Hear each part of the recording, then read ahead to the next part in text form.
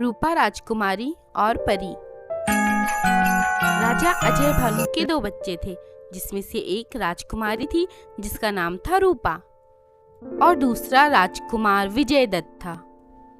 राजकुमारी रूपा उनकी पहली पत्नी की संतान थी। पहली पत्नी की मृत्यु के बाद राजा ने दूसरी पत्नी पत्रलेखा से शादी कर लिया था। उनसे ही राजकुमार विजय दत्त का जन्म हुआ था। बेटा विजय दत्त, सवेरा हो गया है, उठ जाओ, हाथ मुंह धो लो और नाश्ते के लिए आ जाओ। हाँ माँ, मैं अभी हाथ मुंह धुलकर आ जाता हूँ। माँ, दीदी कहाँ है? दिखाई नहीं दे रही है मुझे। आंख खोली नहीं तुमने और तुम्हें दीदी की याद आने लगी। ना जाने क्यों सवेरे सवेरे उस मनहूस का नाम ले लेते हो। उसे मैंने अपने ही कक्ष में रहने के लिए कहा है और कहा है कि बाहर ना निकले। माँ, दीदी मनहूस नहीं है, वो बहुत नेक और दयालु हैं। वो बहुत अच्छी हैं, मेरी बहुत फिक्र करती है। कल सुबह जब कोई नहीं था तो मुझे बहुत जोरों से खांसी आ रही थी और दीदी भागकर मेरे पास आई और मेरे लिए पानी लेकर आई। आधी रात को भी अगर मुझे जरूरत पड़े तो दीदी भाग कर आती हैं। एक दिन आधी रात को मुझे भूख लग गई और मैं यहाँ वहाँ भागने लगा भूख के कारण। दीदी को पता नहीं कैसे पता चल गया और वो मेरे लिए खाना ले आई। बेटा तुम नहीं जानते, ये रूपा पैदा होते ही अपनी माँ को खा गई।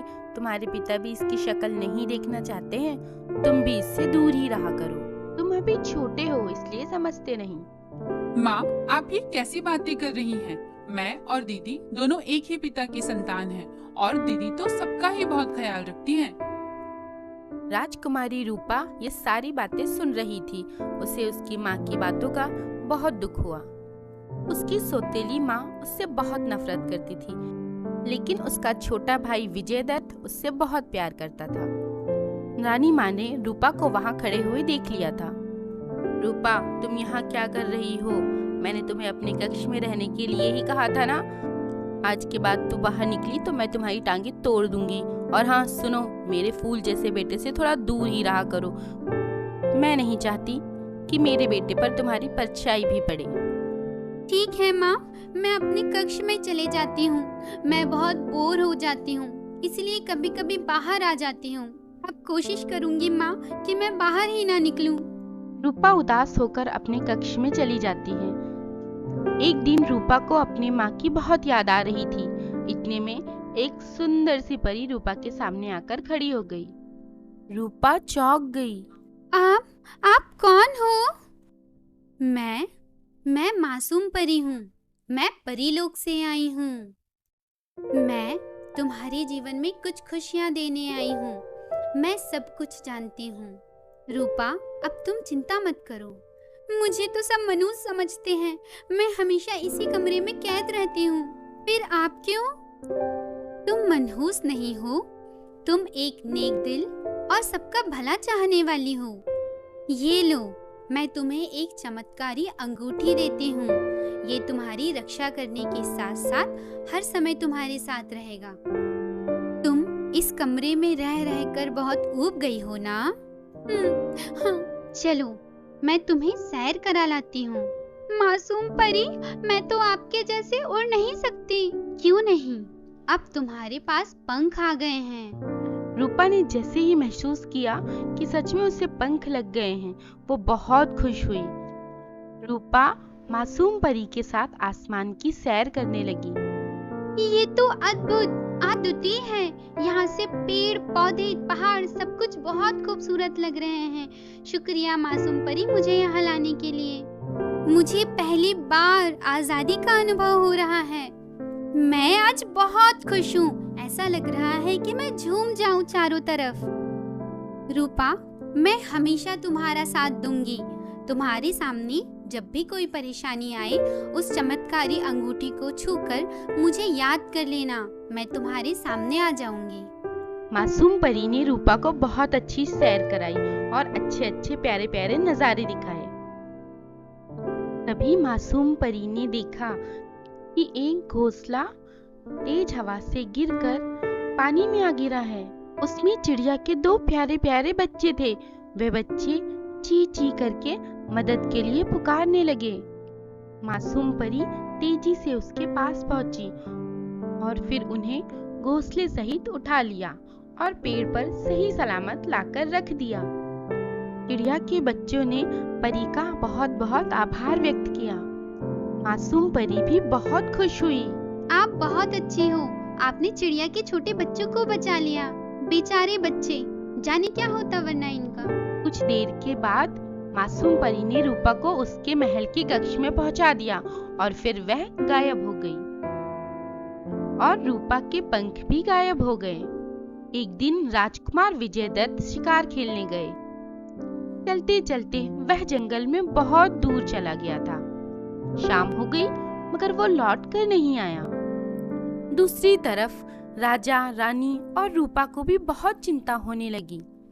माँ, क्या भैया आज अकेले शिकार खेलने गए हैं?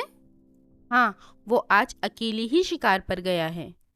माँ, आप चिंता मत कीजिए, चाहे कुछ भी हो जाए, मैं आज भैया को वापस लाकर ही रहूंगी।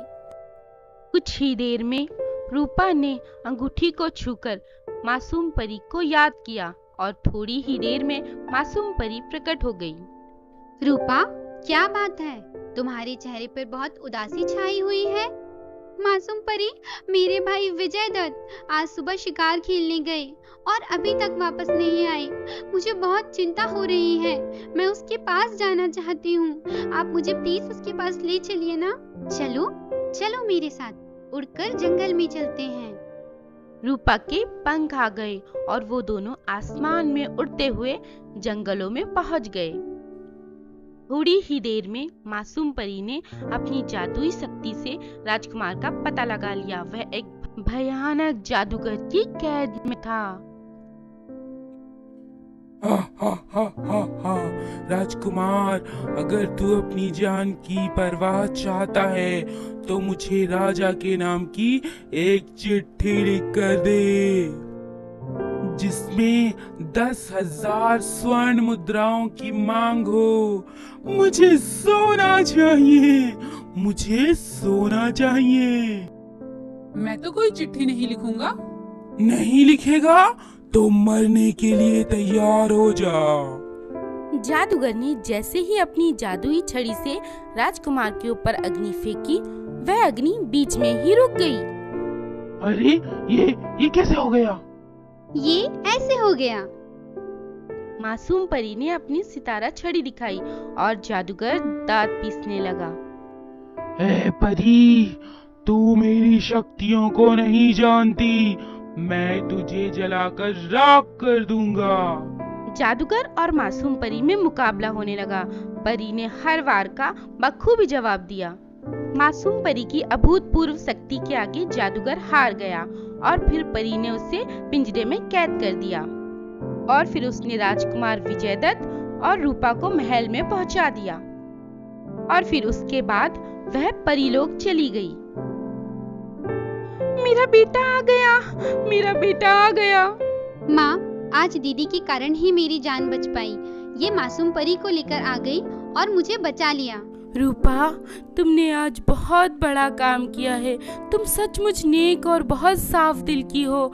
तुमने आज मेरे बेटे को बचा लिया। तुम मेरी सबसे प्यारी बेटी हो। मुझे माफ कर दो रूपा, मैंने हमेशा तुम्हारे साथ बहुत गलत किया। माँ, मुझसे माफी मत मांगिए। माँ अपनी बेटी से माफी नहीं मांगती। फिर वह लोग खुशी खुशी रहने लगे।